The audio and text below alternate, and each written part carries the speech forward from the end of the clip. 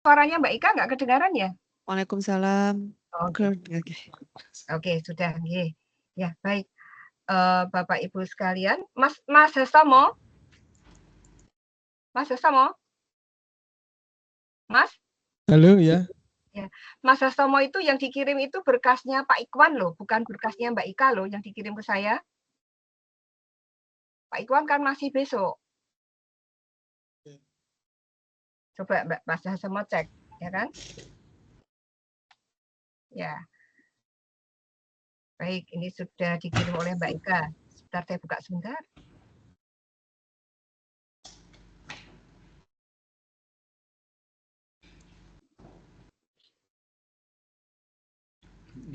Urung maca nganune iki. Urung maca drafe.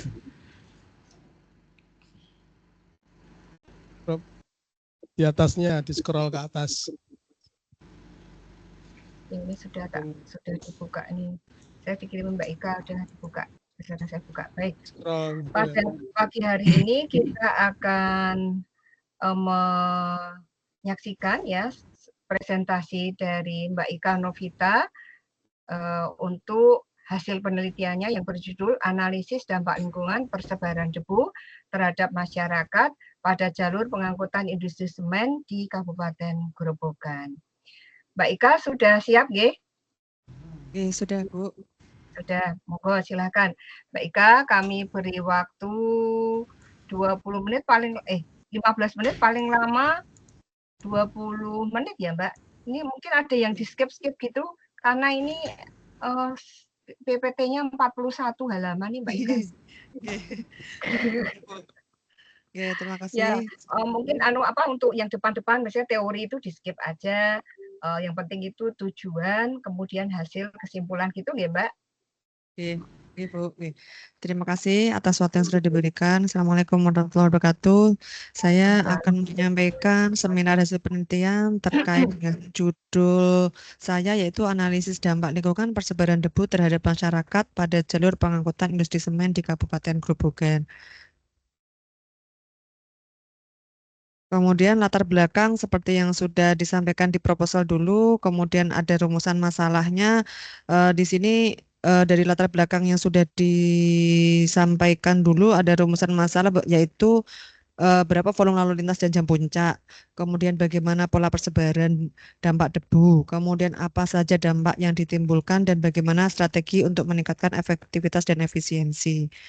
Kemudian untuk menjawab persoalan tersebut, maka dari tujuan penelitian ini ada 3, yaitu terkait yang pertama adalah mengetahui luas persebaran debu yang diakibatkan lalu lintas kendaraan pada jalur pengangkutan industri semen, kemudian yang kedua mengetahui persepsi masyarakat, dan yang ketiga memberikan masukan bagi pemangku kepentingan terkait efektivitas dan efisiensi. Kemudian ini adalah proses kategori data hasil penelitiannya, kami dari teori yang digunakan, persoalan penelitian, kemudian kami pakai kuesioner untuk masyarakatnya, kemudian diambil data lapangan dan di kategori data. Kemudian terkait dengan persoalan penelitian yang perlu dijawab di sini, dari yang disampaikan tadi, volume lalu lintas, kemudian pola persebaran debu dan dampak yang ditimbulkan, nanti akan dibahas di sini dan untuk selanjutnya bisa menjadi masukan dalam efisiensi dan efektivitas pengelolaan lingkungan hidup. Kemudian untuk menjawab tujuan yang pertama terkait dengan luas persebaran debu, beberapa hal yang sudah kami lakukan yaitu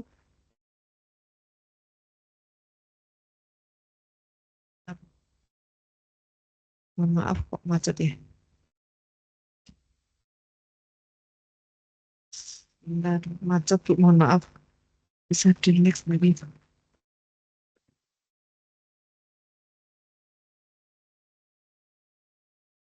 Sebentar Bu, kok nggak bisa di next.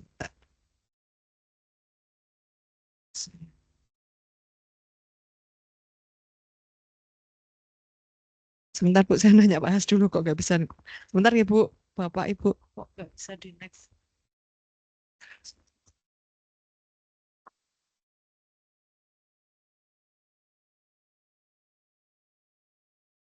Begini, jadi ada persoalan yang pertama yaitu terkait dengan berapa volume lalu lintas dan jam puncak kendaraan. Di sini saya sudah melakukan traffic counting pada tanggal 25 September 2024 selama 24 jam pengamatan di depan Balai Desa Tanggirjo.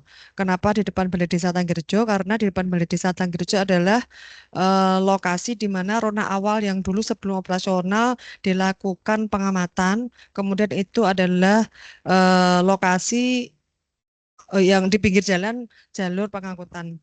Kemudian di sini terlihat bahwa pada saat pagi dan siang jumlah kendaraan yang tertinggi itu ada di jam 6.30 sampai 7.30 dengan dominasinya adalah sepeda motor 1.138 dengan total jumlah 1.207. Kemudian pada saat siang jumlah kendaraan tertinggi ada di 15.30 sampai 16.30 dengan jumlah 517, dominasi juga sepeda motor. Namun kendaraan berat yang tertinggi ada di 14.30 sampai 15.30. Nah, kemudian kalau malam ini terjadi jam puncak kendaraan jam 22.30 sampai 23.30 dengan total jumlah 113, dominasinya kendaraan berat yaitu sejumlah 53. Jadi kendaraan berat di sini adalah punya semen, ternyata itu tertinggi di jam 12.30 sampai 23.30. Kemudian setelah dilakukan pengamatan kami cek, nah di sini ada jumlah total kendaraan ringan dan 563, kendaraan berat 1066 dan sepeda motor 5013. Jadi dalam satu hari ada 6.642 kendaraan. Kemudian kendaraan, kemudian jam puncak kendaraan tadi sudah disampaikan jam 6.30 sampai 7.30 dan siang 15.30 sampai 16.30 dan malam 22.30 sampai 23.30. Namun jam puncak kendaraan berat tadi berbeda-beda. Pagi, siang, dan malamnya berbeda-beda antara jam puncak kendaraan keseluruhan dan jam puncak kendaraan berat. Kemudian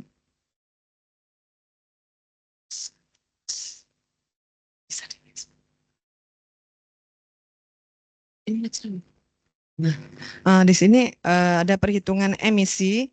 Perhitungan emisi di sini berdasarkan jenis kendaraan. Ini ada laju emisi dan jam keberapakah kendaraan tersebut kami masukkan ke grafik. Satu persatu dibahas di sini bahwa kendaraan ringan laju emisi tertinggi pada jam ketiga. Laju emisi tertinggi dalam satu hari itu laju emisi tertinggi jam 7:30 sampai 8:30. Dengan jumlah kendaraan 50, laju emisinya 0,023. Sedangkan laju emisi rata-rata kendaraan ringan di sini seperti mobil gitu, mobil pick up dan sebagainya gitu. Jadi laju emisi rata-rata kendaraan ringan selama 24 jam 0,011 gram per second dengan maksimumnya 0,023 tadi di jam 7.30 sampai 8.30 dengan selisihnya dengan nilai emisi tersebut adalah 0,012. Kemudian pada emisi kendaraan berat itu tertinggi ada di jam ke-10 yaitu di jam 2:30 sampai 3:30. Laju emisi tertinggi kendaraan berat dengan laju emisi 1,033, kendaraannya jumlahnya 73 tadi, rata-rata kendaraan berat yang melintas itu punya laju emisi 0,628 sehingga selisih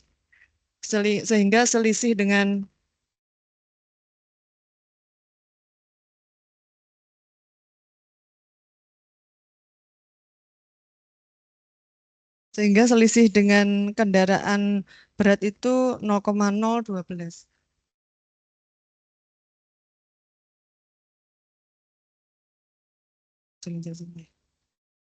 Kemudian laju emisi sepeda motor disebutkan di sini tertinggi di 6.30 sampai 7.30, jumlah kendaraan 1.138 dengan laju emisi 3,37 10⁻⁴. Kemudian kenapa di sini laju emisi sepeda motor kok tertinggi di 6.30 sampai 7.30?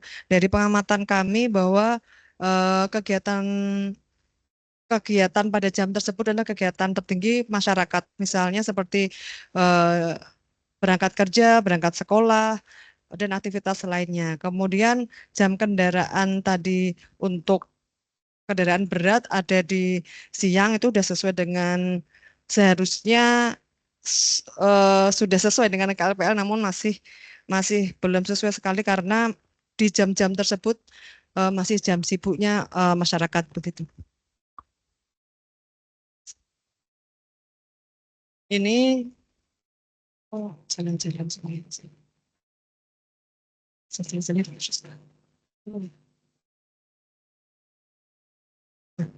Untuk hasil penelitian menunjukkan laju emisi rata-rata kendaraan berat memiliki nilai tertinggi dibandingkan jenis kendaraan lainnya. Jadi meskipun kendaraan berat itu lebih sedikit di sini, tetapi laju emisinya itu justru malah tertinggi. Meskipun 1000 tadi dari kendaraan sepeda motor, namun laju emisi tetap lebih tinggi kendaraan berat meskipun hanya 73.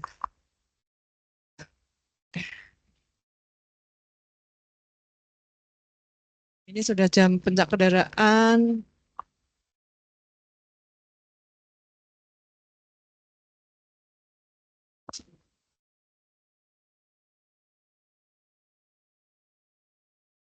Kemudian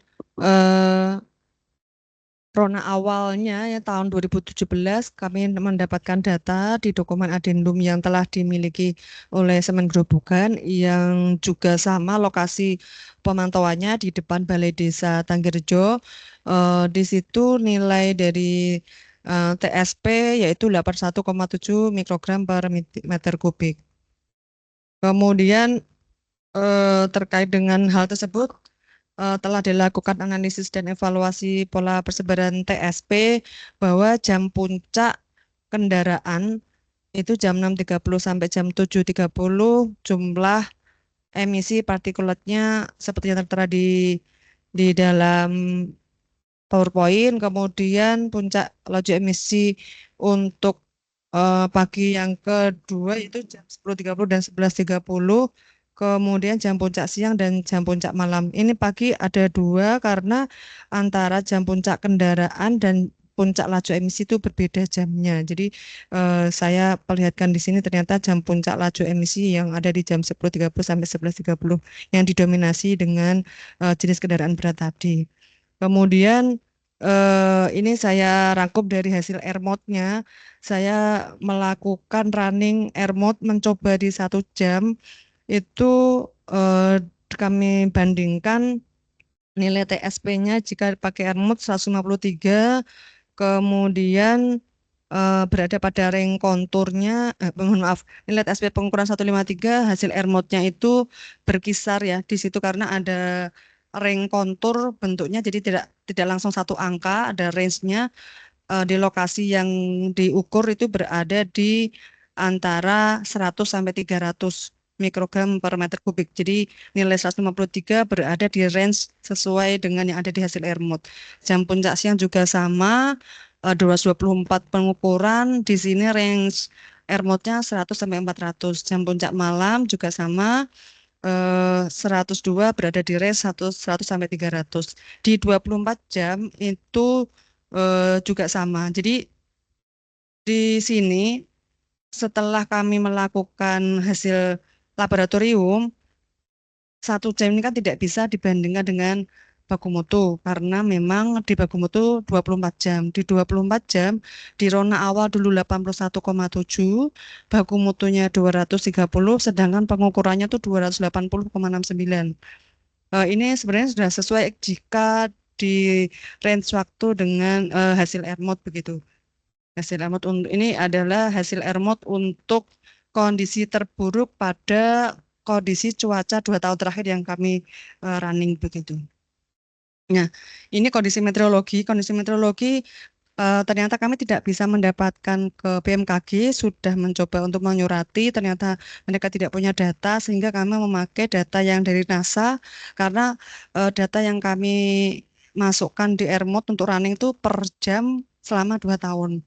Jadi per jam selama 2 tahun, jadi banyak sekali data sehingga di BMKG belum mencukupi Akhirnya kami menggunakan data yang ada di NASA, ada rata-rata curah hujan, kemudian suhu dan kelembaban. Di sini disebutkan melihat data-data curah hujan di sini, presipitasi dan sebagainya, bahwa musim hujan mulai bulan November sampai Februari dengan curah hujan yang cukup tinggi. Kemudian bulan Maret sampai dengan April hujan cukup sedang dan selanjutnya curah hujan sudah musim kemarau. Jadi kami kemarin bulan September tanggal 25 itu merupakan waktu yang pas untuk mengambil data karena data kemarau mau ke hujan. Jadi kemaraunya mau ke hujan itu justru lebih apa ya, kondisinya itu lebih lebih bagus untuk melakukan air mode begitu. Kemudian ini arah dan kecepatan angin. Arah dan kecepatan angin di lokasi setempat juga ini datanya juga menggunakan data NASA tadi selama 2 tahun. Arah angin dominan yang bergerak dari arah tenggara menuju ke barat dengan persentase 27,15 dari kemudian selanjutnya ini hasil air mode-nya. Hasil air mode di sini sebelah kiri ini adalah hasil air mode yang diproses air mode-nya, yang sebelah kanan saya overlay dengan Google Earth. Jadi di sini sepanjang 4,6 km ini kami melakukan air mode atau persebaran dampak terkait debu. Ini hasilnya bahwa di jam puncak pagi ini saya pakai sebaran polutan TSP pada 10.30 sampai 11.30 menunjukkan adanya penambahan konsentrasi yang saya sebutkan di atas tadi. Ini gambarannya. Kemudian TSP dengan range kontur 100 sampai 300 mikrogram per meter kubik. Di sini kalau di bawah ini adalah hasil pengukuran untuk jam kendaraan puncak. Kalau yang di atas adalah emisi puncak, dari setiap jam itu saya ambil data emisinya, kemudian saya lakukan air mode ini berbeda. Jadi antara jam 7.30 sampai dan jam 10.30 gitu. Kemudian kalau ini adalah untuk hasil pemodelan air mode jam puncak siang di 1 jam di siang hari. Kemudian di sini disebutkan pemodelan TSP di jam 14.30 sampai 15.30 dengan laju emisi 0,000376 gram per second meter kuadrat gitu. Selisih ini cukup kecil sehingga perbedaan dispersi TSP tidak terlalu signifikan. Hal ini dapat dilihat dari hasil pemodelan jam puncak yang menunjukkan arah sebarannya cenderung ke arah barat laut dan utara. Dan adanya penambahan konsentrasi TSP dengan range konsentrasi antara 6 sampai dengan 639 mikrogram per meter kubik.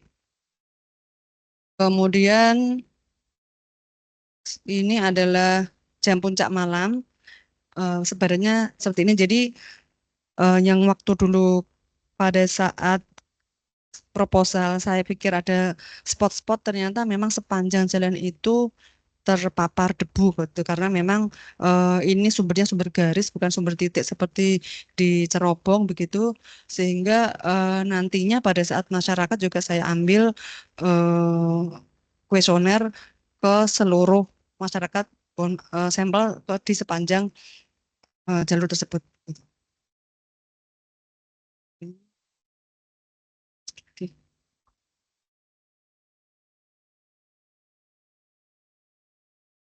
Ya, ini TSP untuk sebaran TSP 24 jam. Sebaran TSP 24 jam ini saya running 24 jam, hasilnya berbeda juga, namun kisarannya bersama yaitu antara 2 sampai 249. Nah, ini tadi adalah untuk melihat persebarannya. Sedangkan validasi itu saya pakai per 1 jam saja runningnya. Jadi running hanya bukan 1 jam, 1 hari. Running 1 hari di hari yang sama, tanggal 25 September dengan kondisi meteorologi yang sama persis. Tapi di sini memang validasinya menjadi 80 mikrogram per meter kubik. Sedangkan hasil pengukuran menunjukkan 280,6 meter kubik per mikrogram per meter kubik. Jadi kevalitannya sepertinya kecil gitu ya, 28,5%. Namun di beberapa jurnal memang seperti ini. Jadi memang untuk pengukuran itu tidak bisa digunakan tidak menjadi acuan di ERMOD, tetapi sebenarnya bisa digunakan untuk melakukan proses untuk perkiraan dampak gitu, atau sebaran-sebaran yang timbul karena TSP itu. Nah, kemudian setelah dilakukan ERMOD, kemudian melakukan tujuan yang kedua yaitu mengetahui persepsi masyarakat mengenai dampak positif industri semen dan debu yang ditimbulkan dari kegiatan lalu lintas kendaraan. Di sini ada populasi dan sampelnya. Jadi sepanjang jalan tadi terdiri dari 3 desa, Desa Mangonsari, Desa Sukorejo, dan Desa Tanggerjo. RT RW-nya seperti yang tertera di PowerPoint ini, dan total jumlah KK 1006. Kemudian dari 1006 ini menggunakan rumus Slovin, kemudian dengan derajat kesalahan 10%, maka didapatkan jumlah sampel 91 KK. Dalam pelaksanaannya kami mengambil 96 KK karena dikhawatirkan ada hasil dari hasil kuesioner yang error begitu. Jadi tapi perhitungan tetap di 91 KK. Dengan kriteria responden yang diambil yaitu berusia 17-55 tahun dan memiliki aktivitas di rumah lebih dari 8 jam sehari. Kemudian ini adalah karakteristik respondennya, jenis kendaraan bermacam-macam, namun yang paling dominan yaitu pegawai atau karyawan swasta. Ini tadi hal ini sesuai dengan hasil ERMOD tadi dan hasil penghitungan lalu lintas tadi, bahwa jam pagi itu adalah jam yang paling sibuk tadi. Kemungkinan adalah mobilitas masyarakat yang tinggi, dan ini terbukti di karakteristik responden bahwa pegawai dan karyawan swasta ini mendominasi begitu. Kemudian umur responden 58, kemudian tingkat pendidikan di sini yang paling tinggi adalah SMA. Kemudian ini adalah analisis hasil kuesionernya. Kami golongkan menjadi 5 kategori, yaitu sangat setuju, setuju, cukup setuju, tidak setuju, dan sangat tidak setuju. Ini terkait dengan dampak positif. Selain dampak negatif terkait dengan debu, kami juga ingin melihat dampak positif terkait dengan kegiatan industri semen di sepanjang jalan pengangkutan tadi begitu. Ini ada beberapa pertanyaan. Kemudian di sini dampak debu juga kami sampaikan pertanyaan kepada masyarakat, bagaimana pengaruhnya kepada masyarakat itu sendiri. Ini ada pertanyaan-pertanyaan, dan kategorinya di sini berbeda. Kalau tadi sangat setuju dengan kegiatan industri semen, yang di sini sangat mengganggu atau tidak.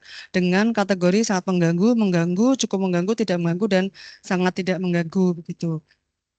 Nah, di sini juga ada pertanyaan selanjutnya, yaitu dampak lalu lintas, kemudian persepsi dan kenyamanan masyarakat, kemudian bagaimana jenis gangguannya, kemudian sumbernya itu dari apa begitu. Kemudian di sini setelah dilakukan kuesioner tadi, dilihat beberapa persepsi positif masyarakat terkait dengan pernyataan pandangan masyarakat terhadap kesempatan kerja. Bagaimana sih kesempatan kerja? Ini 426/455 ini adalah jumlah responden dikalikan pertanyaan. Jadi jumlah responden dikalikan pertanyaan yang tertinggi, kan pertanyaannya persepsi positif yang kami hitung itu 5 yang bisa dihitung di sini. Jadi 5 dikalikan 91 ada 455. Terus kemudian nilai di sini adalah nilai yang melakukan ini setuju ini di sini.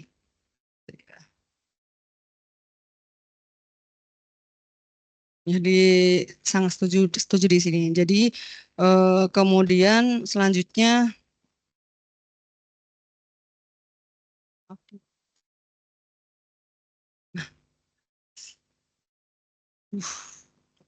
maaf Pak, terus. Jadi selanjutnya di persepsi negatif masyarakat juga dilakukan indeks persepsi masyarakat terhadap kenyamanan. Mohon maaf Pak, ini kok lari-lari sendiri ya.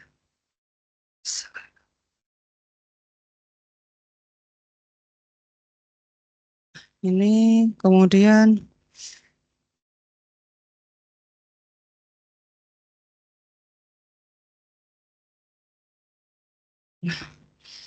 ini ada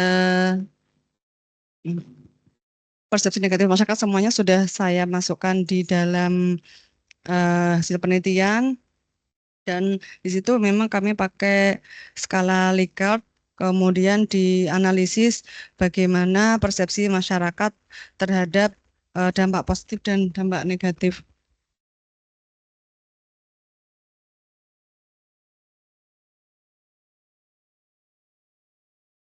Kemudian setelah itu tujuan yang ketiga yaitu memberikan masukan bagi pemangku kepentingan terkait efektivitas. Jalan-jalan, mohon maaf, rekapitulasi belum saya sampaikan tadi. Jadi rekapitulasi indeks persepsi masyarakat, bagaimana dengan dampak positif dan negatif dihitung di sini. Jalan-jalan.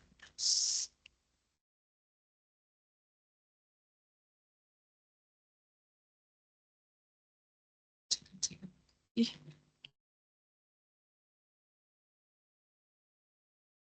Bahwa efektivitas persepsi masyarakat terhadap rekapitulasi menunjukkan bahwa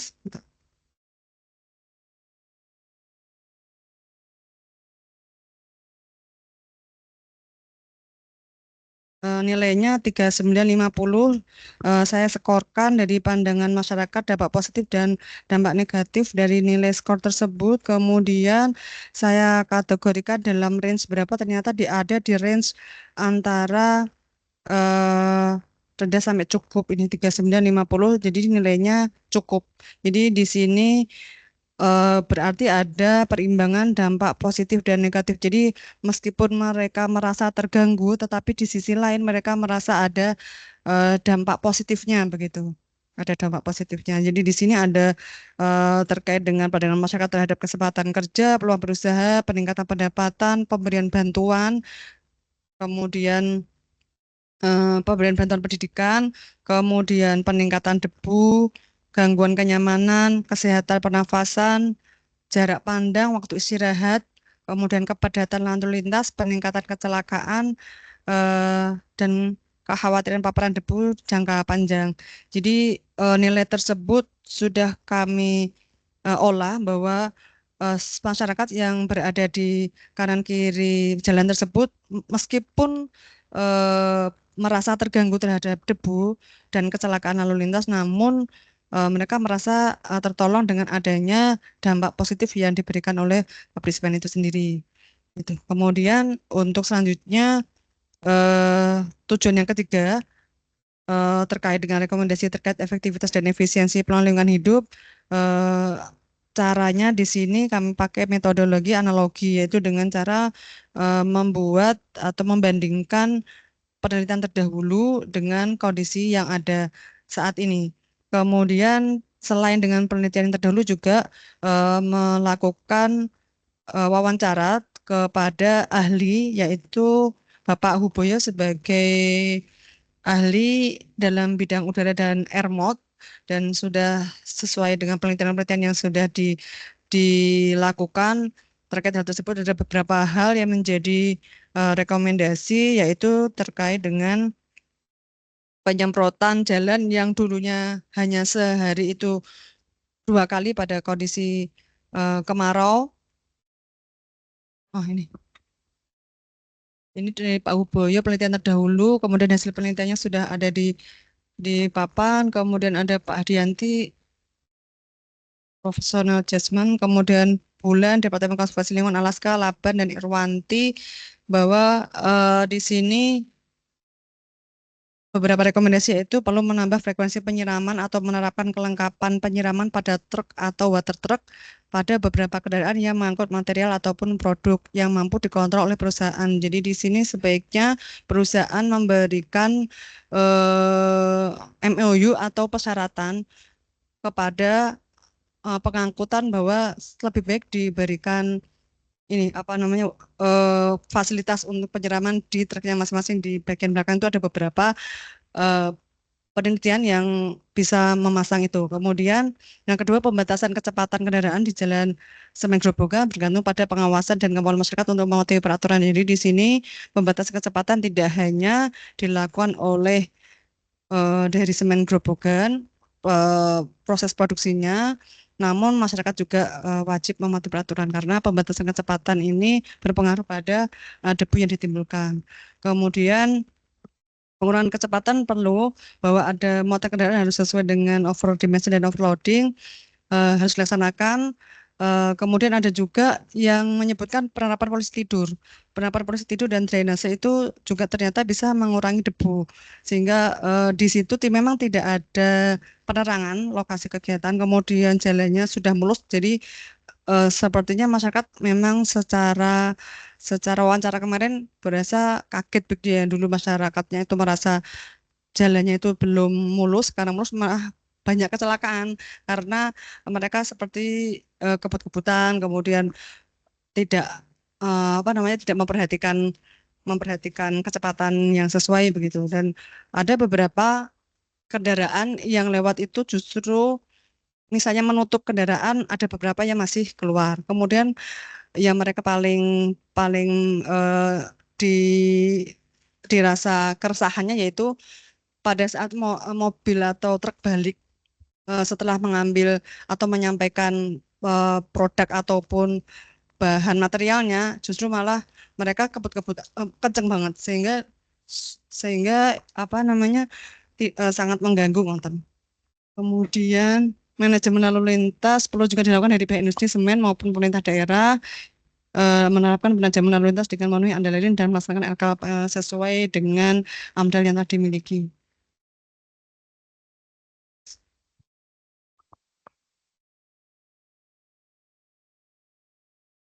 Kesimpulan dan saran di sini luas persebaran dampak dan persebaran dampak debu dan lalu lintas kendaraan pada jalur Semen Grobogan 4,6 km bahwa hasil pemodelan sebaran TSP berkisar 100 sampai 200 pikogram per meter kubik sesuai dengan hasil pengukuran TSP selama 24 jam.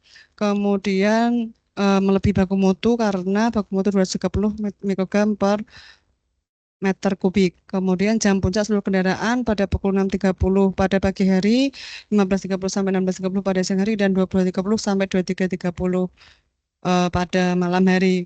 Di volume lalu lintas dan jam puncak kendaraan di ruas jalan Semen Grobogan sangat dipengaruhi oleh operasional industri semen.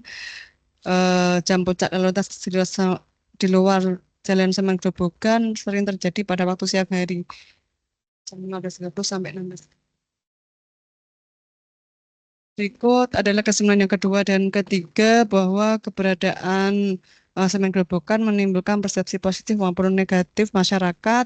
Jadi secara persentase angka indeks persepsi masyarakat terhadap industri Semen Grobogan 3950 berada range 40% sampai 60% dengan interpretasi cukup, dan itu artinya industri Semen Grobogan cukup memberi persepsi masyarakat yang cukup baik meski ada dampak debu akibat kendaraan operasional pabrik semen.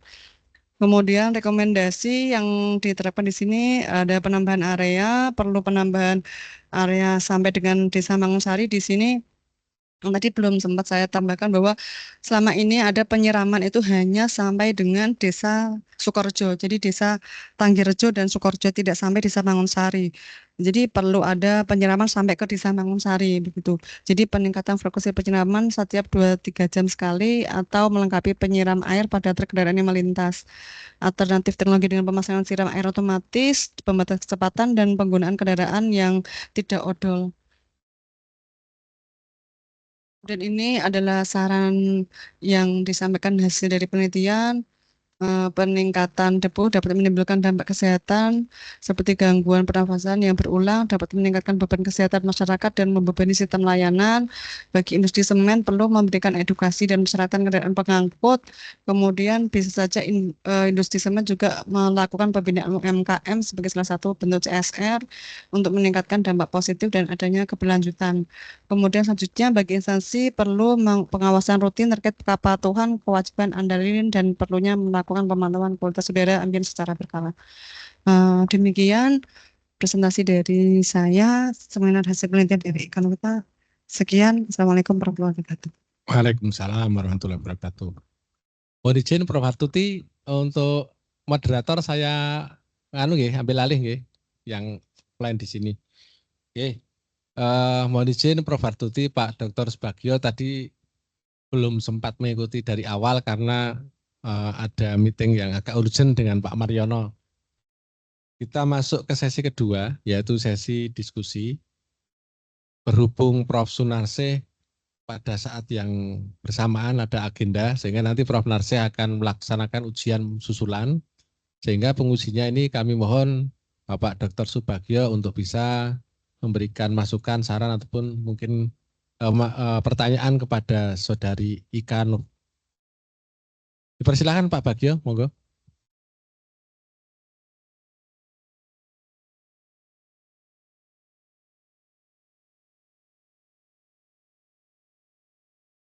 Masih di mute Pak. Masih di mute.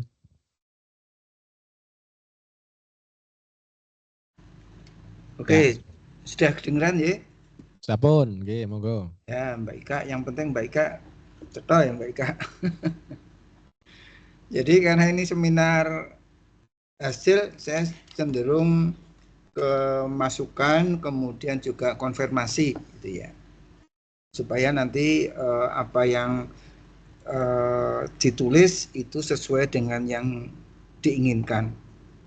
Jadi yang pertama, ini kan Anda sudah membuat label penelitian Anda, itu adalah analisis dampak lingkungan persebaran debu terhadap masyarakat ya, pada jalur pengangkutan industri semen di Kabupaten Grobogan.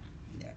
Saya konfirmasi dulu, label ini sudah fix ya, Mbak Ika? Iya Pak, sudah. Suaranya kok enggak Ya kurang, sudah Pak. Udah ya. Oke. Jadi nanti kalau ini sudah fix, maka apa yang tertuang di dalam label judul ini semuanya harus ada diisi. Ya, mulai dari latar belakang sampai dengan kesimpulan. Ya, nanti kita lihat satu-satu. Ya. Kemudian yang pertama itu kita mulai dari latar belakang.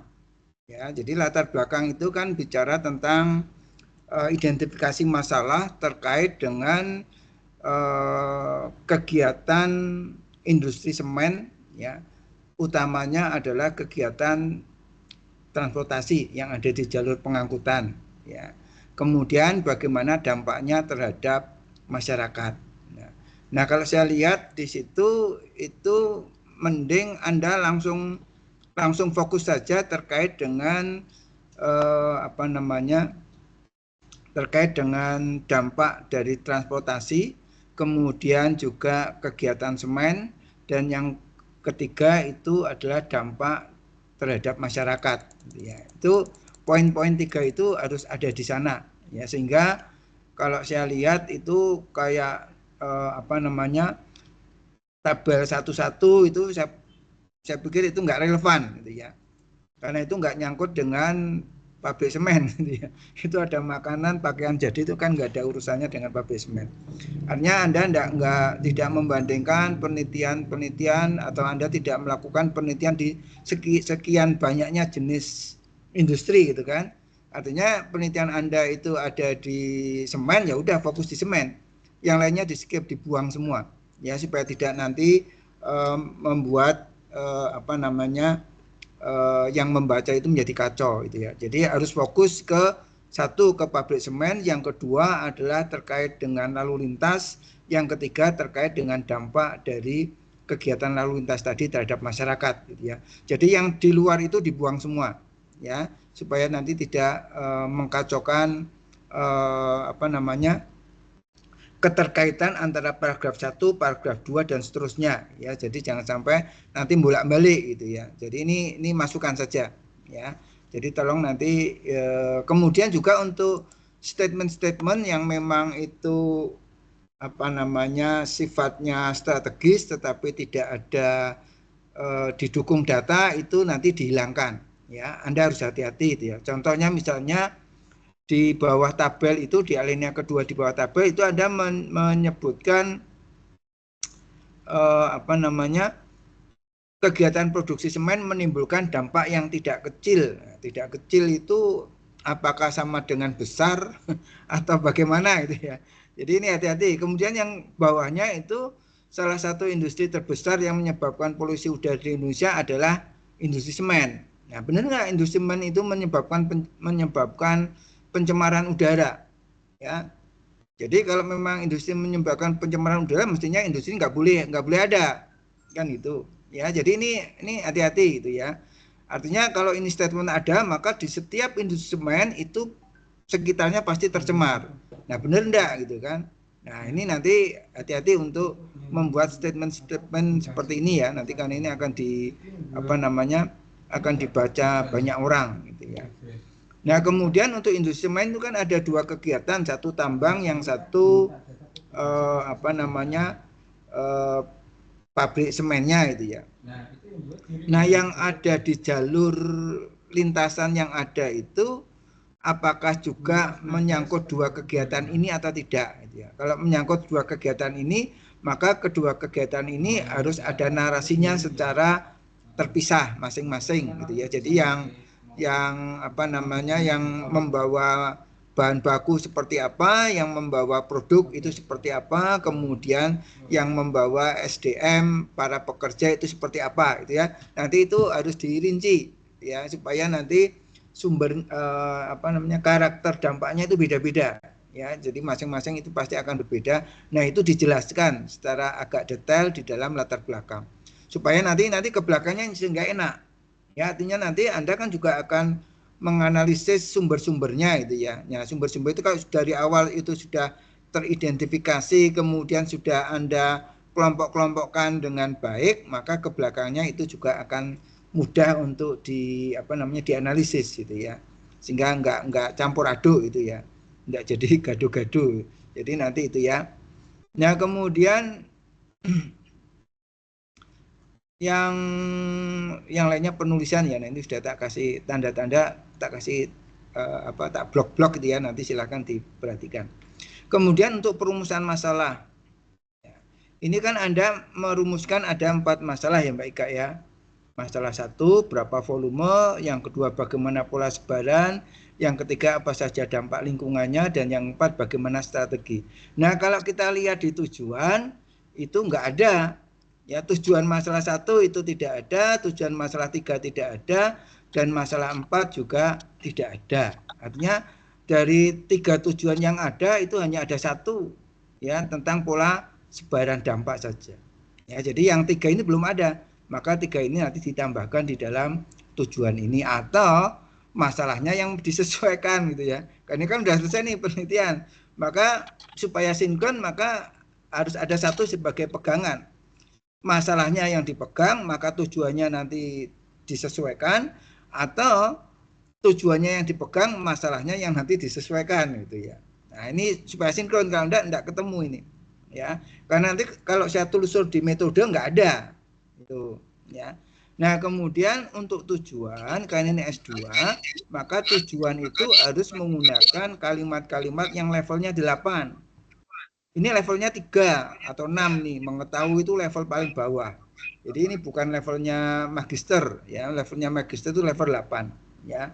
Nah, ini nanti kalimatnya disesuaikan ya, supaya nanti sesuai dengan KKN ini level 8 ya. Ini nanti tentunya ini tugasnya Pak KPS ini ya, untuk untuk membawa supaya tujuan-tujuan ini tidak keluar dari level 8 ya, yang sifatnya adalah membahasnya, mengkajinya secara interdisiplin. Jadi tidak hanya dari satu aspek saja, tapi dari banyak aspek ya. Kemudian kalimat-kalimatnya itu bukan kalimat-kalimat yang sifatnya hanya deskriptif data saja, tapi di situ sudah ada analisis, ada evaluasi, ada perumusan, penetapan ya, atau apapun lah gitu yang menunjukkan kedalaman kajiannya itu sampai dengan level 8 ya. Ini tujuannya masih level 3 atau 6 ya. Ini S1 aja sekarang mengetahui aja masih sudah nggak boleh gitu ya.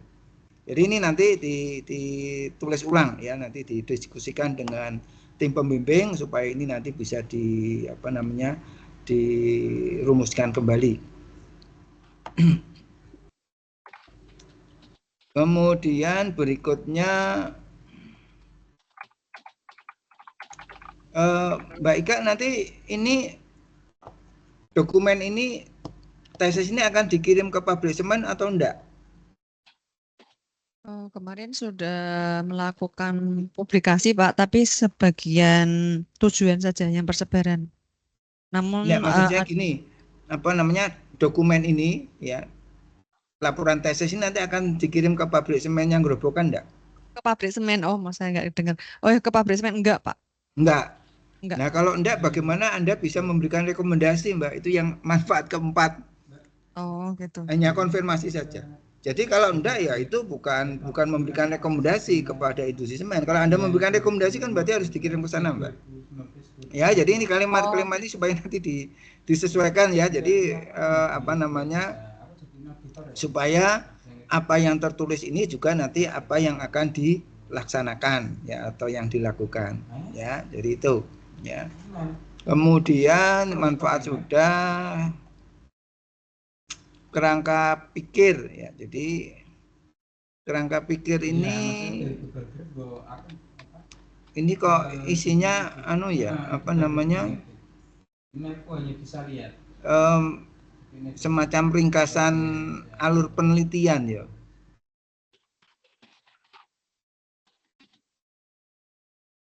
Jadi yang ininya, yang gambarnya itu, gambar satunya itu, satu-satu itu sudah hampir sesuai dengan yang harus diisikan di kerangka pikirnya, tetapi narasinya itu belum ya. Jadi nanti ini gambar satu-satu ini itu dinarasikan saja sebagai suatu kerangka pikir dalam kalimat-kalimat gitu ya.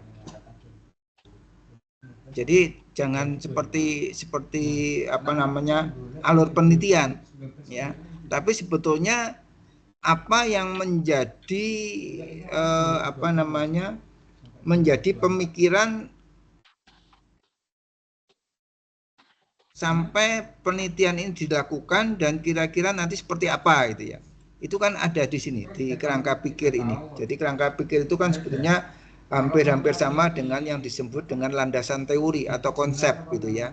Jadi apa namanya, alur berpikirnya sampai dengan muncul bahwa kegiatan transportasi di pabrik semen tadi itu menimbulkan dampak kepada masyarakat yang perlu dianalisis dan kemudian disusun strateginya supaya dampak itu bisa terkelola dengan efektif dan efisien kan gitu. Nah, ini kerangka berpikirnya Anda narasikan di sini. Ya. Jadi itu untuk kerangka pikir. Kemudian untuk tinjauan pustaka ya kita kembalikan ke apa namanya, ke label tadi. Ya, jadi labelnya itu ada terkait dengan ini ya, apa namanya, bentar.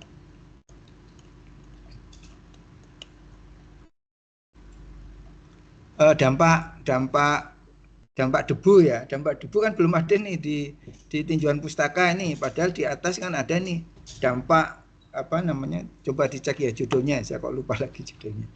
Judulnya kan analisis dampak lingkungan persebaran debu. Nah, di tinjauan pustaka tentang dampak debu terhadap masyarakat malah nggak ada. Padahal ini kan yang utama ini, karena ini ada labelnya di sini, muncul di label. Ya, jadi harus ada di sana. Kemudian faktor-faktor yang menyebabkan persebaran debu, yaitu mestinya juga ada di dalam tinjauan pustaka. Ya. Kemudian juga dampak debu terhadap masyarakat, itu di tinjauan pustaka juga nggak ada, gitu ya. Padahal ini adalah konsep teoritis yang harus Anda gunakan untuk pijakan Anda melakukan penelitian ini. Nah, itu nggak ada, gitu ya.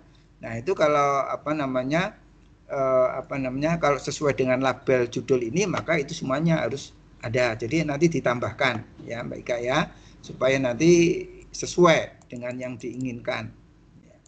Itu terkait dengan tinjauan pustaka. Kemudian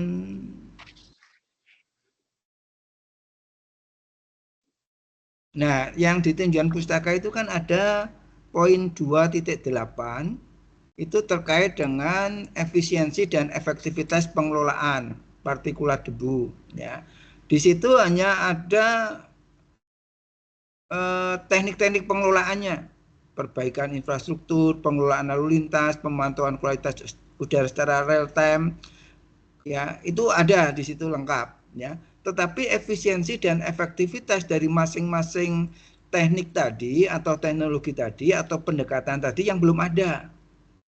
Jadi kalau mau sesuai dengan judul, maka di situ masing-masing harus diwujudkan, dinarasikan efisiensi efektifnya berapa besar.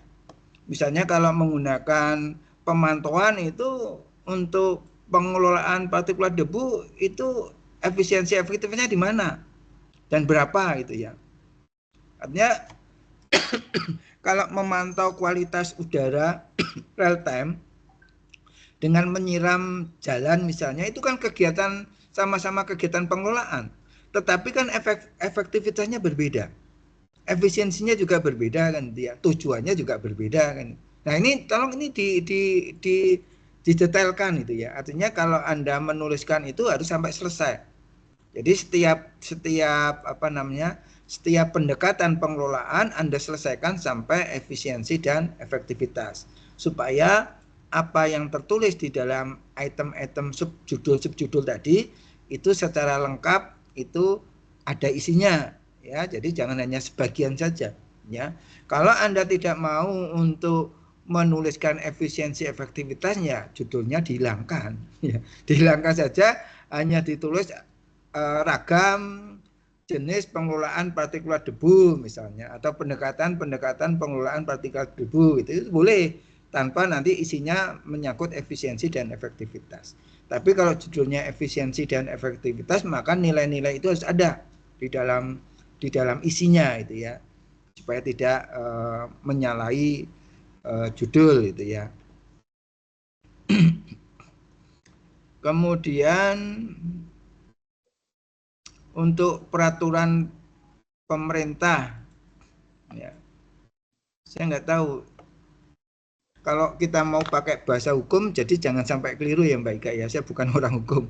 Jadi kayak namanya peraturan pemerintah itu kan PP ya Mbak ya. Jadi kalau keputusan menteri itu kan bukan PP. Undang-undang itu kan juga bukan PP, tapi di dalam peraturan pemerintah itu Anda menuliskan itu ada PP, ada Kepmen, ada undang-undang gitu ya. Nah, nanti disesuaikan apa namanya biar tidak keliru. Ya, mungkin peraturan perundangan, nah itu mungkin peraturan apapun masuk ya, termasuk undang-undangnya juga masuk. Tapi kalau peraturan pemerintah maka di dalamnya semuanya harus isinya PP semua, jangan ada yang lainnya ya. Jadi ini kalimat-kalimat kata-kata yang memang seharusnya seperti itu ya, supaya tidak salah ya, salah dalam penyebutan, salah dalam penamaan dan seterusnya ya. Ya kalau Pak Sas itu bilang error and personal error and apa itu ya. Nah ini sampai terjadi ini ya Mbak Ika wis warek gitu ya bahasa itu ya. Berikutnya untuk penelitian terdahulu ya, untuk penelitian terdahulu ini saya enggak mudeng karepe Mbak. Ini maksudnya apa Mbak? Halo Mbak Ika. Halo, nggih. Ini penelitian terdahulu yang sudah pernah dilaksanakan, hasilnya seperti apa, kemudian yang digunakan tujuannya untuk apa? Anda menuliskan penelitian dahulu itu untuk apa? Untuk positioning penelitian Anda atau seperti apa? Untuk posisi penelitian saya menggunakan penelitian sebelumnya tuh ada kesamaan apa tidak gitu Pak? Apa yang bisa diambil gitu? Nah kalau gitu itu dinarasikan saja Mbak, jangan dibuat tabel. Kalau buat tabel nanti saya bingung. Saya bingung posisi Anda di mana, kan saya harus baca itu tabel sebanyak itu. Ya per baris saya harus hati-hati. Kemudian punyanya Mbak Ika apa, yang punyanya Peri apa, bedanya di mana, itu kan nanti bingung. Mending langsung saja Anda sebutkan, Anda narasikan, kemudian dalam kurung itu sumber-sumber risetnya apa gitu ya, sehingga nggak orang langsung dari membaca kalimat tadi udah langsung tahu oh ternyata bedanya dengan ini dengan penelitian yang sudah itu Anda ada di mana gitu ya. Jadi jangan tabel, kalau tabel nanti repot ya. Apakah bedanya di metode atau di mana? Itu to the point aja langsung. dengan yang sudah-sudah, ya, dengan metode yang digunakan atau pendekatan apanya yang berbeda itu disebutkan saja, kemudian dalam kurung itu referensinya. Ya, kalau saya gitu ya. Kalau tabel itu nanti pembaca itu harus baca lagi satu-satu gitu ya. Nanti nggak efektif ya, antara tujuan dengan tujuan Mbak Ika supaya orang tahu posisi penelitian Anda dibandingkan penelitian yang lain kayak apa, itu nanti gagal. Karena apa? Karena pembaca nggak mau membaca sebanyak ini gitu ya. Jadi nanti itu aja yang di dalam bentuk narasi saja supaya enak. Kemudian berikutnya di metode penelitian Mbak Ika. Ya, di metode. Nah, ini kalau saya baca di bab 3, coba dibuka Mbak Ika ya, bab 3. 3.1 itu lokasi dan waktu. Ya, lokasi dan waktu udah benar.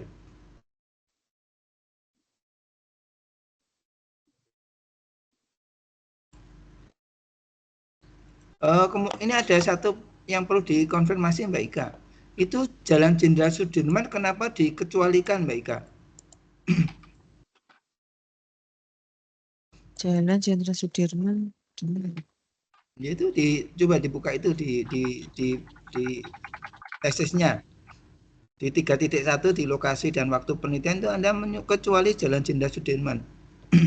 Oh, enggak, itu yang di ujung, Pak.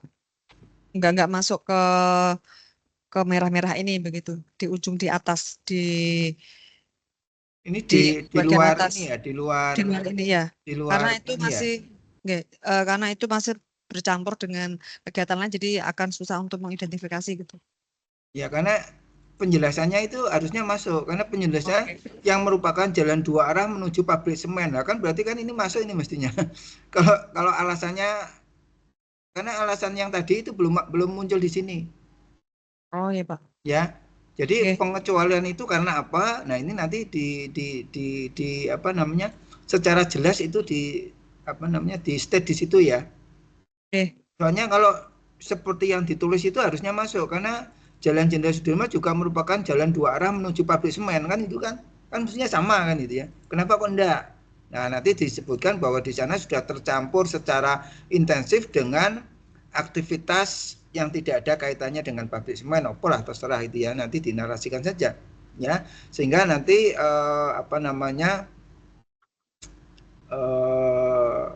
analisisnya jadi nanti double ya, karena ada akumulasi dari dari aktivitas pabrik semen dengan aktivitas domestik yang mungkin tidak ada hubungannya dengan pabrik semen ya. Kalau Mbak Ika punya datanya lebih bagus lagi, nanti di situ bagaimana pengaruh atau besaran pengaruh aktivitas pabrik semen tadi terhadap lalu lintas domestik yang ada di sana misalnya. Nah, ada datanya, kalau nggak ada ya nggak usah, cuma kalimatnya saja nanti yang disesuaikan ya, supaya justifikasinya itu bisa diterima ya. Atau kalau enggak, itu aja nggak usah ditulis, dihapus saja. Yang ditulis adalah hanya yang menjadi batas studinya ya. Jadi jalan apa saja yang digunakan sejauh sekian kilometer titik sudah itu ya. Yang nggak ada hubungannya dibuang saja supaya tidak menimbulkan banyak pertanyaan ya. Nanti Mbak Ika malah kesulitan untuk menjustifikasi, mending itu dihapus ya. Terus nah setelah 31 itu, setelah lokasi itu dilanjutkan dengan jenis penelitian. Nah, saya cari metodenya belum ada. Jadi metode penelitiannya apa? Nah, ini belum ada nih ya. Kemudian di jenis penelitian itu Mbak Ika menulis ada eksperimen. Nah, eksperimennya seperti apa? Ya, hati-hati dengan eksperimen. Jadi eksperimen itu kan segala sesuatunya itu diatur tetap, tidak berubah, tidak signifikan. Sedangkan yang diubah-ubah itu adalah variabel yang ingin Anda dapatkan datanya, data impact-nya atau data efeknya kan gitu ya. Tetapi kalau Mbak Ika tidak melakukan eksperimen, ya berarti ini bukan eksperimen. Misalnya Mbak Ika mau mencari sebetulnya dampak timbulan debu dari truk pengangkut dengan tonase sekian itu sebetulnya berapa tuh per alat transportasi tadi ya, misalnya menggunakan truk sekian kapasitas sekian. Truk kapasitas sekian itu menghasilkan TSP itu berapa itu? Kalau dia lewat dengan kecepatan 20 km per jam. Itu Mbak Ika melakukan eksperimen. Truk tadi silahkan jalan, kemudian Mbak Ika ngitung debu yang dihasilkan pada saat kendaraan tadi jalan. Itu eksperimen namanya. Ya. Artinya yang lainnya nggak boleh ada di situ. Kendaraan-kendaraan yang nggak boleh ada. Yang boleh lewat hanya satu kendaraan yang ingin Anda dapatkan datanya. Nah, apakah seperti itu? Kalau tidak, berarti itu bukan eksperimen. Ya. Jadi eksperimen itu semuanya dikendalikan oleh peneliti. Ya. Baik itu variabel yang diatur oleh peneliti maupun variabel-variabel lain yang dijaga supaya tidak mengganggu data-data yang akan Anda dapatkan melalui variasi-variasi dari pelakuan-pelakuan yang Mbak Ika terapkan di situ gitu ya. Kalau itu tidak dilakukan, berarti Mbak Ika tidak melakukan eksperimen ya, tetapi melakukan pengambilan data lapangan kan itu. Nah, nanti mana yang benar ya? Nanti silahkan dikonsultasikan dengan pembimbing apakah itu eksperimen atau bukan. Kalau bukan berarti jelaskan saja bahwa kalimat eksperimen nanti dihapus saja itu, karena itu bukan penelitian yang metodenya ada eksperimental ya. Mungkin metodenya apa, metodenya studi kasus atau apa, saya nggak tahu. Nanti didiskusikan dengan pembimbing ya, supaya nanti ketemu ternyata untuk mendapatkan atau untuk melakukan penelitian yang model seperti ini, metode yang tepat adalah metode yang seperti ini gitu ya. Nah, ini nanti ditetapkan.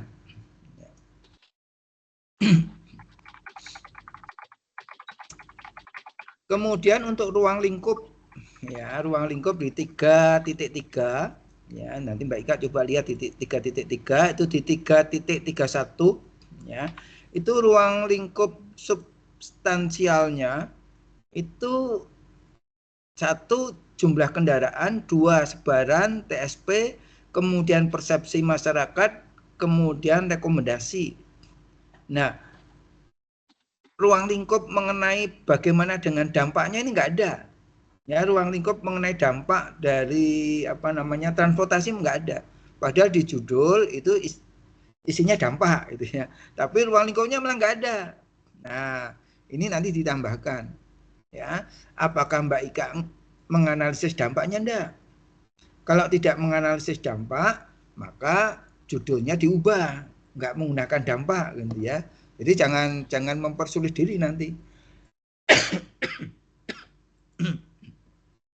Jadi nanti isinya dulu lah. Jadi isinya apa, baru kemudian judulnya menyesuaikan.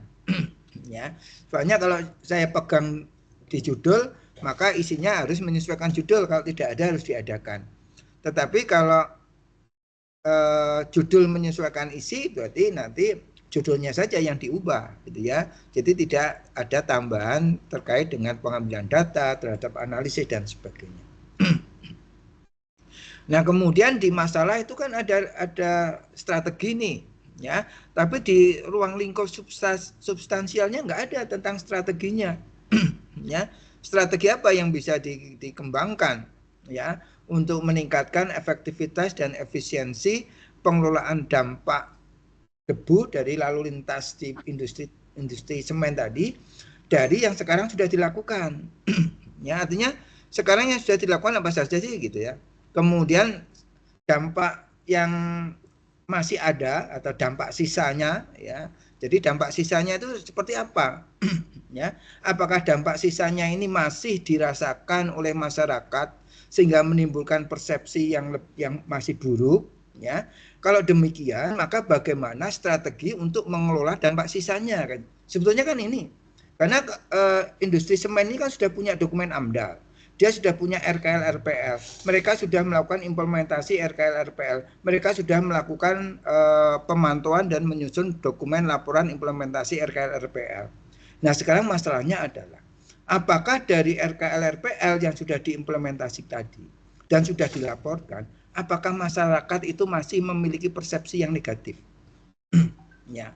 Apakah masyarakat itu masih merasa bahwa mereka masih menerima dampak tadi? Kalau ada, berarti masih ada dampak sisanya. Maka riset ini adalah mengelola dampak sisa. Strategi ini adalah strategi untuk mengelola dampak sisa tadi. Ya. Kenapa? Ya karena semuanya sudah dilakukan oleh pelaku usaha. Ya. Sesuai dengan dokumen RKL-nya. Tapi ternyata masih belum 100%. Berarti masih ada sisa di situ. Nah, sisa inilah yang harus dicermati oleh Mbak Ika, kira-kira bagaimana untuk menyelesaikannya. Ya. Nah, pendekatannya apa? Nah, nanti masing-masing pendekatan untuk menyelesaikan dampak sisa tadi itu dinilai, dianalisis besaran-besaran efektivitas dan efisiensinya. Ya, bisa menggunakan berbagai macam pendekatan literatur sampai nanti ketemu dengan pendekatan ini nanti akan bisa mengelola dampak sisa ini sekian persen itu ya. Nah, sehingga nanti di dalam rekomendasinya, dalam strateginya yang nanti akan digunakan untuk rekomendasi jelas. Nanti dengan strategi ini ditambahkan di dalam RKL-RPL yang sudah dilaksanakan tadi, nanti akan mengelola dampak sisa sekian persen. Kalau dengan pendekatan ini mengelola sekian persen gitu ya. Kan nggak mungkin 100% dampak sisa terkelola semua, kan nggak mungkin ya. Tapi ada penambahan untuk meningkatkan efektivitas efisiensi untuk menurunkan dampak-dampak sisa tadi ya. Nah, kemudian juga yang tapi karena ini bukan AMDAL ya,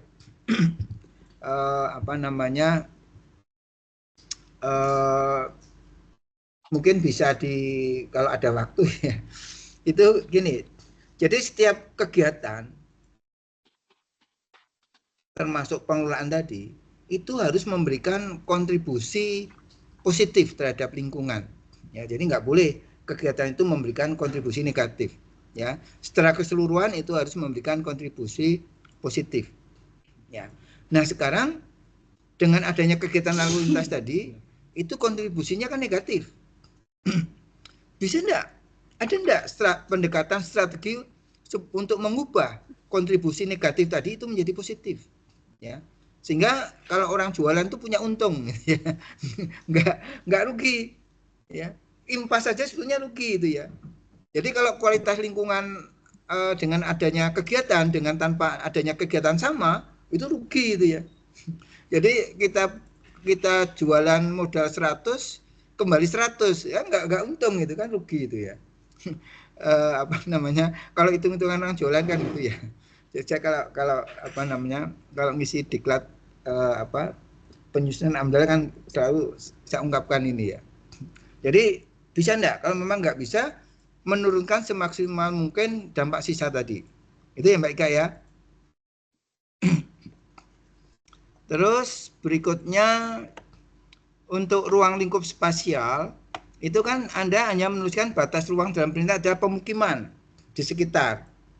Nah, ini akan lebih bagus kalau radiusnya itu dijelaskan, ditetapkan pada radius misalnya 100 meter ya, dengan justifikasi bahwa dari hasil riset-riset yang sudah itu sebaran debu itu maksimal akan mencapai sebarannya pada misalnya 100 meter, lebih dari itu sudah tidak akan ada lagi gitu ya. Maka berdasarkan beberapa riset tadi, maka radius penelitiannya sebagai batas ruang lingkup spasialnya adalah 100 meter dari median jalan misalnya, sebagai sumber sumber timbulan dampak tadi gitu ya, yang menjadi masalah di dalam penelitian ini gitu ya. Jadi kalau itu hanya sekedar pemukiman saja itu nggak jelas batasnya ya. Maka supaya penelitian itu jelas batasnya, maka kuantitas numerik dari jarak itu harus ada ya, dan dasarnya itu juga harus ada. Jadi terkait dengan ruang lingkup spasialnya seperti itu ya. Kalau mau detail lagi itu tinggi pengambilan debunya ya sekian meter dari permukaan tanah gitu ya. Tapi kan nggak mungkin. Ya itu sudah ada standarnya. Oke, kemudian untuk tahapan penelitian ya itu yang di 341 kemudian 342. Ya. Di dalam pelaksanaan penelitian ini Mbak Ika belum menuliskan mengenai metode pada tiap tahapan kegiatan. Misalnya di sini di 342 itu kan ada tahapan pengambilan debu, ya. Tetapi metodenya apa? Nggak ada nih metode pengambilan debunya. Kemudian lokasinya di mana? Lokasi pengambilan debu ini, ya, koordinatnya berapa? Nggak ada. Jaraknya dari median jalan itu berapa? Ya, ini nggak ada. Ya. Kemudian pengambilan data ini dilakukan sekali sesaat, ya. Misalnya kalau kan ada jam-jam nih, pada jam misalnya jam 7 sampai jam 8. Itu dikerjakan hanya sekali saja. Atau dalam rentang waktu penelitian Anda yang mulai dari Maret sampai yang 2 bulan tadi, itu Anda mengambil data ini berapa kali frekuensinya, ya. Karena ini nanti kalau saya telusur di hasil itu nggak nampak bahwa penelitian ini datanya banyak, misalnya frekuensinya sekian kali, misalnya tiap 1 minggu sekali atau sebulan 2 kali di lokasi yang sama. Kenapa Pak bisa Bagio, ya? Pak Bagio, Nyun Sewu. Karena kan ini Pak Nyun Sewu, terima kasih sekali. Nyun Sewu ya Pak Fuad, saya interupsi sedikit. Ini masukannya Pak Bagio kan banyak. Mungkin Pak Bagio perlu memberi waktu bagi Mbak Ika juga untuk menjawab itu Pak sedikit-sedikit, jadi supaya tidak terlalu banyak kan? Ya silakan. Ya. Jadi yang konfirmasi biasanya saya minta untuk menjawab, ya. Jadi ini, ya. Jadi ini berapa kali frekuensinya, Mbak? Oh, untuk pengambilan data itu memang hanya di 25 September, Pak. Sekali. Iya. Ya, jadi nanti kalau sekali itu disebutkan 1 kali, ya. Pada tanggal berapa, ya. Supaya nanti di data itu tidak dikejar. Apakah ini nilainya adalah nilai rata-rata atau nilai hanya 1 kali, ya. Karena kalau secara metodologis, kalau hanya 1 kali itu orang bilang itu kebetulan itu, gitu ya. Tapi nggak apa-apa, ini kan udah lewat gitu ya. Tapi itu disebutkan, ya. Karena kalau itu frekuensinya lebih dari 1 kali, nanti kan rata-rata pasti ada standar deviasinya di situ. Fluktuasi dalam sekian kali pengambilan itu akan ada simpangannya berapa, itu akan ketahuan gitu Mbak Ika, ya. Ini mohon maaf Pak, kalau pengambilan 1 kali itu berdasarkan saya meminta data sekunder terkait jumlah lalu lintas kendaraan yang masuk ke Semen Grobogan. Nah, kemudian dari situ kami analisis, ternyata di hari ini begitu, hari Rabu, Kamis, Jumat antara itu. Nah, karena yang kita ambil di sini sebenarnya lebih ke jumlah lalu lintasnya Pak, bukan udara. Ngonten pripun? Ya enggak apa-apa, tapi justifikasi itu harus muncul di dalam metode ini. Ya, sehingga orang nggak akan tanya, loh kenapa kok cuma sekali, kenapa nggak seminggu sekali gitu ya. Nah itu nanti disebutkan, ya, supaya nggak timbul pertanyaan, oh ternyata kenapa sekali, itu sudah ada penelitian pendahuluannya bahwa itu adalah waktu-waktu yang memang menunjukkan variasi kepadatan lalu lintas selama 24 jam di situ dalam kajian sekian bulan itu didapatkan konsistensi kepadatan itu pada jam-jam ini gitu ya. Nah, Anda menentukan jam-jam itu nggak ada masalah, tapi justifikasi itu harus muncul. Itu ya Mbak Ika. Oke. Bisa ya? Iya Pak. Supaya ini, karena ini kaidah-kaidah saintifiknya supaya terpenuhi gitu ya, sehingga tidak ada yang ngambang gitu ya. Jadi setiap kali Mbak Ika menarasikan tentang metode, maka itu harus lengkap, ya. Alatnya apa, metodenya menurut apa, prosedurnya kayak apa gitu ya. Kemudian waktunya, lokasinya, kalau itu ada lokasi dan lokasi itu mempengaruhi hasil, maka lokasi-lokasi itu harus dijelaskan di sini, gitu ya.